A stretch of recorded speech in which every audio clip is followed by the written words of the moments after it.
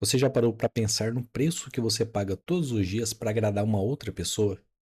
E se eu disser que nessa busca por aprovação do outro, está te custando mais do que você imagina? Fique comigo e aprenda como dizer não. Essa pode ser a chave para a sua liberdade e felicidade verdadeira. Você sabe o preço que você paga por agradar as outras pessoas? Você agrada a pessoa por dois motivos. Ou você se sente na obrigação de agradar o outro, para ter a aprovação do outro, para não deixar que a outra pessoa sofra, porque você sofre junto. Pode ser até uma coisa que você não fez. Se você não agradar a outra pessoa, você sofre junto, você sente culpa. Ou uma outra alternativa de você estar agradando a outra pessoa é por medo. Você tem medo de algum tipo de reação da outra pessoa. Talvez te abandonar, talvez gritar com você, ficar brava com você, ou até algum tipo de retaliação verbal ou no seu ambiente. E no sentido aqui da conversa, eu busquei essa pesquisa em livros científicos de comportamento humano. Normalmente, esses comportamentos estão vindo da sua infância, ali por volta de antes dos 12 anos de idade, 12, 15 anos, quando você era criança, não tinha como escapar disso, como discernir isso, né? E acabou tomando esse peso, adquirindo essa obrigação por conta dos seus pais ou por conta de alguém ali na sua convivência. Então, quando a gente está falando de agradar os outros, entendo como um papel submisso. Ou você está se submetendo ao autossacrifício, preocupado com a culpa de não estar agradando ali a outra pessoa, ou você está se submetendo a uma submissão por medo. Tem medo que a outra pessoa faça algo que você não gostaria que ela tenha feito por você. Quando a gente está falando de submissão, isso acaba demandando muito da pessoa. Se ela auto se sacrifica para te agradar e não acaba te agradando, a pessoa mesmo vai ficar triste. Ela vai sentir culpa, muita culpa. Até às vezes em um sentimento de prisão por não estar te agradando. Ou a gente também pode estar convivendo com alguma pessoa autoritária que, quando a gente não se submete a ela, quando a gente não agrada a ela, ela simplesmente explode, tem algum comportamento que a gente considera cruel e a gente acaba sentindo uma necessidade de fugir desse comportamento. E como que a gente identifica esse comportamento na gente mesmo? Um comportamento de submissão por medo ou por culpa. Normalmente, nós permitimos que as pessoas controlem a gente se sente culpado por não colocar a outra pessoa em primeiro lugar, acima das nossas necessidades, quando a gente dá mais, se dedica mais ao outro do que a gente recebe em troca, ou também quando a gente acaba se preocupando muito em agradar as pessoas e receber a aprovação delas. E qual a experiência de quem passa por isso? Que a única exceção à regra de agradar é você mesmo. Você é a pessoa que nunca pode estar em primeiro lugar. Todas as outras pessoas podem. Então, a régua da sua felicidade acaba sendo medida pela felicidade dos outros. Você aprendeu a ignorar suas próprias necessidades para se conformar com as necessidades e desejos dos outros. E quando você não sabe ou não vai atrás do que você quer, a vida acaba acontecendo por você. Você acaba sendo um reagente da sua vida. Algumas pessoas podem até chegar em você e dizer que tudo vai dar certo, ou já deu certo. E essa é uma perspectiva que não faz jus à sua realidade. Afinal, você já sabe o que você quer da sua vida? É difícil ter um parâmetro desse tipo. Uma outra experiência é que você não pode mudar nada das coisas que acontecem na sua vida.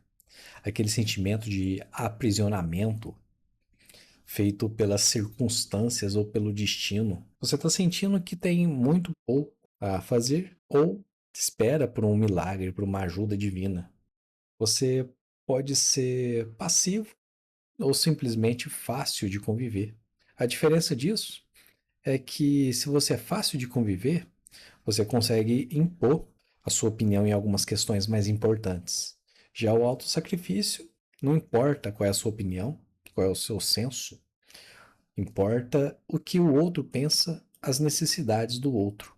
Você pode estar agradando as pessoas por medo ou por culpa. E a possível origem disso veio lá da sua infância.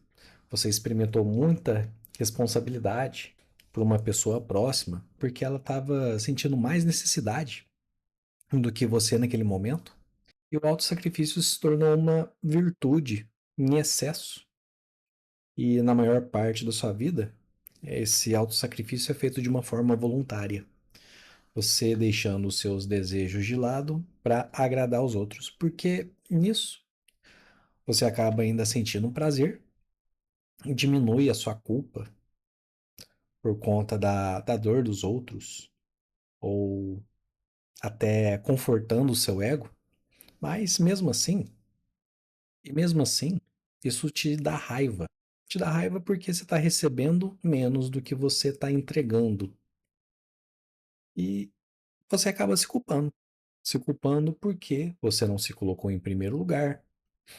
Cada vez que você falha, você está falhando com você e acaba não sendo assertivo nas suas prioridades. A submissão pode ter vindo da sua infância para você estar evitando algum tipo de punição, abandono, falta de amor ou falta de atenção.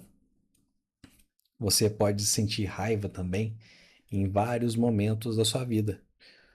Às vezes você nem está reconhecendo a sua raiva.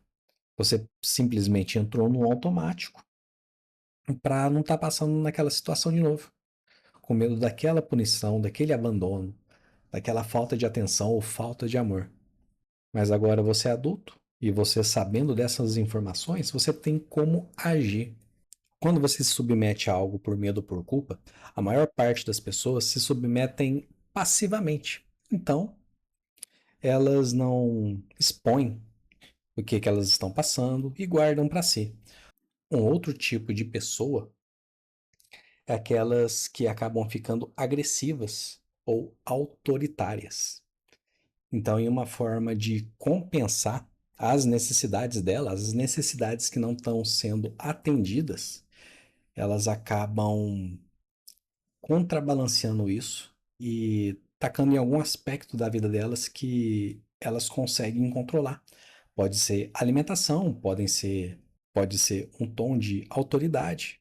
Elas podem até não gostar de sugestões, ordem. Elas podem até apresentar dificuldade em tolerar qualquer tom que elas percebam como controle externo, como sugestões, ordens, pressão.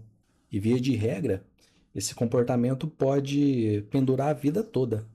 A pessoa se comportando como um adolescente rebelde. E eu falo adolescente rebelde pelo comportamento. Não é nada difamando ou rebaixando ninguém. É só o emocional que não evoluiu. Então, você pode encontrar alguma pessoa que você dá algum tipo de ordem para ela e ela faz o oposto, para mostrar que ninguém manda nela. Ela é autossuficiente ou ela faz o que quer. Então, isso pode ser um comportamento. Outro tipo de comportamento também, exagerado, a gente pode ter uma pessoa que fica muito regrada no que ela está fazendo, como, por exemplo, um estudo intensivo, uma alimentação bem regrada. As origens disso pode ser dos pais tentando dominar ou controlar quase todos os aspectos da vida da pessoa. E esse tipo de comportamento também acontece no seu trabalho.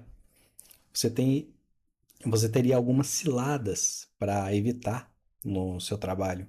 Você precisa ter clareza nas suas decisões profissionais, não contar muito com as decisões dos outros. Você tem que brigar pelos seus direitos quando isso é possível, é claro, né? Você não pode subestimar as suas conquistas. Essas conquistas são mérito seu. Você tem que saber o que que você quer e o que que você prefere nas situações do dia a dia. E uma forma de mudar isso, de contornar todo esse autossacrifício, essa autossubmissão, eu vou até deixar um resumo aqui nas descrições. Você tem que entender se isso veio da sua infância, o que que aconteceu na sua infância, o que aconteceu lá já passou e você agora consegue mudar isso. Não vai ser fácil, não vai ser rápido, mas você consegue mudar isso. Você não pode ter a culpa jogada nas costas dos seus pais. Se você tivesse o mesmo conhecimento deles naquela época, você faria a mesma coisa. Você pode listar situações no seu dia a dia, no seu trabalho, onde você se sacrificou para agradar os outros no sentimento de culpa ou no sentimento de medo e planejar formas de contornar isso. Às vezes você tem que ser mais agressivo no trabalho, aceitar o crédito pelo que você fez e não deixar as outras pessoas tirarem vantagem de você. Então você vai pedir sua promoção quando você achar justo pelo seu desempenho, pedir aquele aumento que você acredita que tem que receber, e você também vai delegar as responsabilidades para as outras pessoas. Você vai ter que praticar confrontar as outras pessoas ao invés de se acomodar tanto.